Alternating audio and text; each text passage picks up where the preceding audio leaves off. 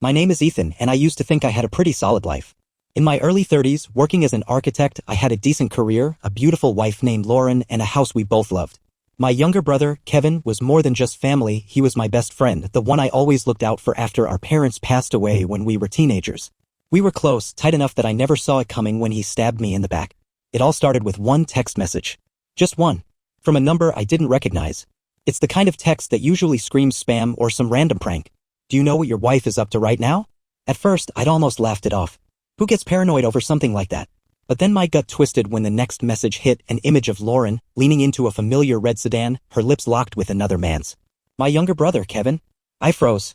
The disbelief hit like a punch and my fingers shook as more images poured in, photos of Lauren and Kevin, together at bars, leaning into each other like they were something more than brother and sister-in-law. Screenshots of text messages followed, flirtatious, explicit, raw. One phrase stood out like a bruise, finally free. He'll never know. I couldn't breathe. It was like my brain couldn't catch up with what I was seeing. I wanted to call her, demand answers, scream at Kevin, but I couldn't move. I just sat there on the edge of our bed, staring at my phone like it was some alien object that had just obliterated my life. Eventually, I forced myself to stand, to move, to do something other than sit in that suffocating silence. Hours blurred. I confronted Lauren that night, voice cracking like something fragile breaking apart. She didn't deny it. She didn't even cry. It just happened, she whispered, and I couldn't decide if the guilt in her eyes was real or just regret at being caught. When Kevin showed up, I snapped. I shoved him hard against the wall, fury coursing through my veins. Kevin just looked at the floor and whispered, I didn't know how to tell you. Trust shattered like glass dropped on concrete. How do you even begin to process that? I walked out that night, grabbing my passport and a duffel without knowing where I was going. Now, staring down at the city lights disappearing below, I wasn't sure whether the emptiness inside me was anger or something far more destructive. As the plane touched down in Barcelona, I switched my phone to airplane mode. Kevin's message flashed one last time, please talk to me. I didn't mean for any of this to happen. No more explanations. No more apologies. I wasn't ready to deal with it, not when my heart was still bleeding from the knife in my back. I didn't know what I was looking for in Barcelona. Maybe just a place where nobody knew my name, where I could walk down the street without feeling like the world was staring at my shattered life. The city was alive with tourists, street performers, and the chaotic hum of 1,000 stories I wasn't part of. It was exactly what I needed, anonymity wrapped in noise. Barcelona was nothing like I expected. The air felt thicker and salty with the scent of the sea, and the narrow alleys seemed to pulse with life. I wandered aimlessly through the Gothic quarter, my mind still spinning from the betrayal. I hadn't planned anything, hadn't even booked a room. When I stumbled upon a hostel with faded blue shutters, I took it as a sign. It wasn't much, thin walls, creaky beds, but it was enough for someone who felt like a ghost. The room was small, with barely enough space for the bed and a battered wooden chair by the window. I dropped my duffel on the floor and collapsed onto the mattress, the springs creaking under my weight. My phone wouldn't stop buzzing, missed calls from Lauren and texts from Kevin. Apologies piled on apologies, but the words felt meaningless, hollow. Eventually, I blocked both their numbers, throwing my phone to the far side of the bed like it was a snake that had bitten me. Sleep didn't come. I kept replaying that night, Lauren's face, Kevin's downcast eyes, the suffocating weight of betrayal pressing on my chest. My mind kept looping back, trying to find the moment where I could have stopped it, where I could have seen it coming. The more I thought about it, the more I hated myself for being so blind. When I finally forced myself outside, I found a small tapas bar tucked between two ancient stone buildings. The bartender was an older man with kind eyes and broken English. Rough day? He asked as I nursed a beer. I just nodded. How could I put words to something so shattering? It wasn't long before a woman slid onto the stool beside me. She looked effortlessly rebellious, dark hair pulled into a messy bun, leather jacket a little too worn to be trendy. She glanced at me sideways. You look like someone who's running from something. I almost laughed. You have no idea. She introduced herself as Mila, an artist from Poland who had also come to Barcelona to escape. We swapped stories without revealing too much, the kind of conversation where no one asked for details because the pain was understood. Her laughter was easy and unguarded, and for the first time since everything crumbled, I felt the weight on my chest lighten. We left the bar together, wandering the darkened streets until we reached the beach. Mila kicked off her shoes, inviting me to do the same. We walked barefoot along the shore, the cool sand grounding me. Mila didn't pry, she just shared fragments of her own heartbreak, stories of leaving behind a life that felt suffocating. We sat on a stone wall overlooking the water, the distant hum of the city mixing with the rhythmic crash of waves. Mila touched my arm gently. Sometimes starting over means being a little lost first, she whispered. I didn't respond, but her words sank in, planting a seed of hope where there had only been desolation. As dawn crept over the horizon, Mila pulled out a crumpled pack of cigarettes and offered me one. I shook my head and she just shrugged. She lit one, the smoke curling around her like a soft veil. People hurt you. Sometimes you forgive them. Sometimes you don't. But you can't let them steal your whole life. Her words hit harder than I wanted to admit. I couldn't tell if I was mad at Lauren for betraying me, Kevin for being weak, or myself for not seeing it sooner. Maybe all three. Mila didn't push, just flicked her cigarette into the sand and gave me a tired smile. The next morning I woke up to the sound of bustling street vendors outside. For a moment I didn't know where I was. The reality of the past few days hit me like a wave and I almost didn't want to get up. But then I remembered Mila, the way her laughter had cut through the fog in my brain, and found enough motivation to drag myself out of bed. I found her at the small art gallery where she worked part-time. Mila greeted me with a warm smile, waving me over to help unpack some new pieces. I wasn't much of an art guy, but Mila made everything feel less intimidating. As we hung paintings and rearranged sculptures, Mila shared more about her life, how she'd left Poland after her marriage collapsed, how Barcelona felt like a strange but necessary refuge. I couldn't help but admire how Mila seemed so sure of herself in this chaotic city. I found myself drawn to her resilience and the way she painted with broad, fearless strokes. Mila caught me staring at one of her pieces, a chaotic swirl of reds and blues that looked like a fight frozen in time. She raised an eyebrow. It's called unbecoming. Sometimes you have to tear apart who you were to figure out who you are. I surprised myself by opening up too.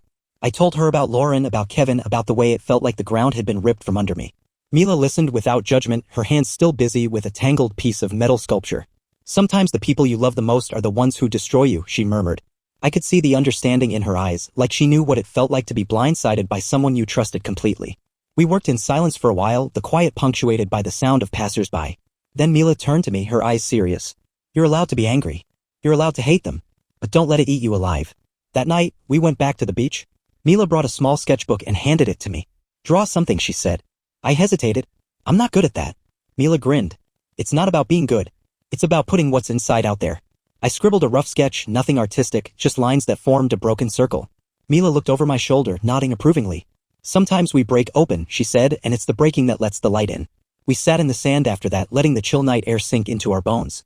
Mila pulled her jacket tighter and leaned against my shoulder. We didn't say much, just watched the waves roll in, our thoughts drifting with the tide. I felt a sense of calm I hadn't known since that awful night. Maybe Mila was right, maybe breaking was just a step toward healing. Back at the hostel, I couldn't sleep. I sat by the open window, the city murmuring around me, and found myself scribbling more in the sketchbook. It wasn't about art, it was about letting the pain spill out so it didn't drown me. I drew messy, chaotic lines, circles breaking apart, pieces scattering. I wasn't sure what it meant, but it felt honest. Update. I always thought that anger would burn out quickly, like a match, bright, intense, but short-lived. But weeks had passed, and it still smoldered inside me, a slow-burning fire that ate away at my sense of self. Mila tried to help me see beyond it, but it wasn't easy. Some days I just wanted to scream. Other days I wanted to lie in bed and let the world carry on without me. One afternoon, while helping Mila set up a new exhibit, my phone buzzed, a notification from social media. I hadn't deleted my old accounts, though I hadn't checked them in weeks. Curiosity got the better of me. One glance and my blood ran cold. Lauren had posted a photo of herself and Kevin smiling at a family barbecue. The caption read, "Sometimes love finds you where you least expect it." I felt sick. I dropped my phone and the image burned into my brain. Mila saw my reaction and didn't ask questions. Instead, she guided me outside to breathe. "Some people move on too fast," she whispered. "It doesn't mean you have to." That night, Mila and I went to a jazz club down the street. The dim lighting and smooth melodies dulled the ache in my chest, at least temporarily. Mila ordered a whiskey, slid it over to me, and raised her glass. "To survive," she toasted. I couldn't help but smile, but the smile faltered. What if I never stop feeling like this? Mila leaned closer, her hand brushing mine. "You will. One day you'll look back and wonder why it hurt so much. It just takes time." Back at the hostel, I couldn't sleep. I found myself scrolling through old messages from Lauren, staring at the words she used to say she loved me. How did it go from that to this? I had to believe Mila was right, that time would dull the pain. But right now, it felt as if every breath was laced with betrayal. I thought about blocking them on social media too, but some part of me wasn't ready to sever that final thread. It was like cutting them off completely would make it all too real, like I was admitting that our lives were now separate and would never intertwine again. As the night stretched on, I started writing again, just fragments at first. Little sentences about heartbreak, anger, and feeling lost. It wasn't much, but it was something. Maybe the words would help fill the emptiness. I wrote about the first time Lauren and I moved into our house, how we painted the living room a ridiculous shade of teal because we thought it would feel cozy. I wrote about Kevin's graduation, how proud I was to see him in that cap and gown. I couldn't understand how those happy moments had transformed into this nightmare. At some point, I must have dozed off because I woke up to the early morning light creeping through the curtains. My notebook was still open on my lap, pages filled with messy handwriting and smudged ink. I closed it carefully, like the thoughts inside were fragile and needed protecting. Mila had been right about one thing, healing didn't happen all at once. Some mornings I felt almost normal. On other days it took everything just to get out of bed. One afternoon as we were sketching by the waterfront, Mila's phone rang. She glanced at the screen and frowned. Sorry, I have to take this, she murmured, stepping away. I tried not to listen, but her raised voice made it impossible. She was speaking Polish, frustration thick in every word. When she returned, her face was pale. I didn't press her for details, just handed her my sketchbook. Here, distract yourself. She gave me a grateful smile, but her hands trembled slightly as she flipped through my drawings. After a while, she sighed. Family stuff, she admitted. Sometimes you run away to get free and the past still finds you. We didn't talk about it more, but I couldn't help but worry. Mila had been my anchor, and seeing her crack was unnerving. That night, I found her sitting on the rooftop of the hostel, staring out at the city lights. I climbed up and sat beside her, waiting for her to speak. My mother is sick, Mila whispered. My sister wants me to come home. I didn't know what to say. Mila had always seemed so strong, almost untouchable. Are you going to go? I asked gently. She shrugged. I left Poland because it hurt too much. My father, he wasn't a good man. My mother never left him. I couldn't stay there anymore. I placed a comforting hand on her shoulder. Sometimes leaving is the bravest thing you can do. She looked at me, eyes glistening. I'm scared of going back. Scared of feeling trapped again. I pulled her into a hug and we stayed like that for a long time. The city below us buzzed with life, but up there on the rooftop it was just the two of us against the world. I felt her shoulders shake, and for the first time I realized Mila wasn't as fearless as she appeared. Maybe that was okay, maybe we were both just pretending to be stronger than we really were. The next morning Mila seemed more resolved. I think I need to go back, she admitted. To see her. To say goodbye maybe. My stomach twisted at the thought of her leaving. Barcelona would feel empty without her. You'll come back, right? I asked, trying to keep my voice steady. Mila smiled, though it didn't reach her eyes. I hope so. But I need to make peace with my past first. We spent the rest of the day wandering the city, neither of us wanting to acknowledge what was coming. We found ourselves back at the beach, where Mila picked up a handful of sand and let it run through her fingers. Funny how you think you've buried something, and then life just digs it back up again, she murmured. I didn't have an answer. I just sat beside her, trying to memorize the way the sunset painted her face in shades of gold and rose. I wanted to hold on to this moment, to bottle it up and keep it safe. That night, we didn't talk much. We just lay side by side on the hostel bed, our fingers entwined. I felt her heartbeat against mine, and I wondered how something so fleeting could feel so permanent. When Mila finally made the decision to go back to Poland, I couldn't shake the sinking feeling in my gut. I had grown used to her being there, her presence like a lifeline in the swirling chaos of my mind. We didn't talk about what her leaving would mean for us, maybe because neither of us wanted to face it. The night before her flight, we sat on the hostel rooftop, sharing a bottle of cheap wine and watching the city lights flicker like fireflies. Mila rested her head on my shoulder, and I wrapped my arm around her, holding on a little tighter than usual. Do you think you'll come back? I asked, my voice quiet, almost afraid to break the moment. Mila sighed. I don't know. Maybe I need to go back and see if there's anything left to salvage. My mother's sick, but it's more than that. I've been running for so long. I don't know if I even know how to stay. I didn't know how to respond. I wanted to tell her to stay, to promise that we'd figure it out together. But I couldn't hold her back from doing what she needed to do. Instead, I just squeezed her hand. We didn't sleep that night. Instead, we traced each other's scars, literal and emotional, talking about the past and dreaming about what the future could be if life wasn't so damn complicated. By dawn, I had made up my mind. I'm going with you, I said, my voice firm despite the anxiety gnawing at my chest. Mila looked at me, surprise softening her features. You don't have to. I know, but I want to. I can't lose you too. Not after everything. When we boarded the plane to Warsaw, I felt a strange mix of fear and hope. I had no idea what awaited us, but for the first time in a long time, I wasn't running alone. When we landed in Warsaw, Mila's sister, Anya, was waiting at the arrival's gate, her face a blend of relief and worry. Mila hugged her tightly, and I hung back, unsure of my place in this new chapter. Back at Mila's childhood home, the atmosphere was heavy, filled with unsaid things. Mila's mother was weaker than I had imagined, frail, her skin pale against the hospital-style bed that had been set up in the living room. Mila knelt beside her, speaking softly in Polish, while I stayed by the door, giving her space. That night, Anya pulled me aside. She's changed, you know, Mila. She never let anyone in before. You must be important. I didn't know how to respond. All I knew was that Mila had been the first person to make me believe I wasn't broken beyond repair. As the days passed, Mila spent most of her time at her mother's side, and I made myself useful around the house, fixing leaky faucets and cooking simple meals. One evening, as we sat together in the cramped kitchen, Mila finally spoke about her father. How he had been cruel, how her mother never left, how Mila had to escape before she lost herself. I listened, letting her words sink in, feeling a deeper respect for her than ever. When Mila's mother passed away a few days later, Mila broke down, sobbing into my chest. I held her through the night, whispering that it was okay to let go. The funeral was small but dignified. Mila didn't cry. She seemed to hold herself together out of sheer willpower. It wasn't until that evening, when we were alone, that she finally let the tears fall. I didn't try to stop them. We spent quiet evenings after that, sitting on the porch, wrapped in blankets, talking about the future. Mila admitted that she felt both guilty and relieved. Guilty for not being there sooner, relieved that her mother was finally at peace. I couldn't judge her for feeling conflicted.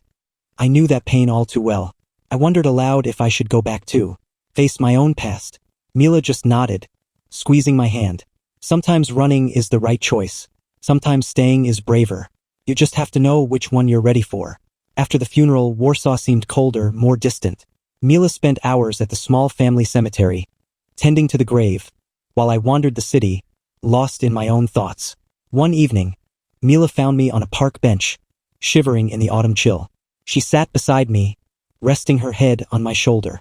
"I think it's time for you to go home," Mila said softly, her breath clouding in the air. I knew she was right. As much as I wanted to stay to help her rebuild, there was a part of me that needed to confront my own past. I couldn't hide in Warsaw just because it felt safer than facing Lauren and Kevin. "I'll come back," I promised, squeezing her hand. Mila gave me a sad smile. "You have to heal too. Go home, find your peace. I'll be here when you're ready." We spent one last night wrapped in each other's arms, whispering dreams that felt too fragile to speak aloud. At the airport, Mila kissed me like it was both a goodbye and a promise. "You're stronger than you think," she whispered. The flight back felt longer than the one that had taken me to Barcelona. My mind churned with doubts. What would I say to Lauren if I saw her? How would I handle Kevin's guilt? As the plane touched down, I braced myself for whatever awaited me. I spent a few days at a cheap motel on the edge of town, avoiding familiar places. Then, one afternoon, I found myself walking toward the house I had once called home. As I rounded the corner, I saw Lauren's car in the driveway, and my stomach twisted. Kevin's truck was parked behind it. I didn't go inside. Instead, I sat on the curb across the street, watching my old life through the windshield of my car. After a while, the door opened, and Kevin stepped out, laughing at something Lauren said. I felt a pang, but it wasn't as sharp as before.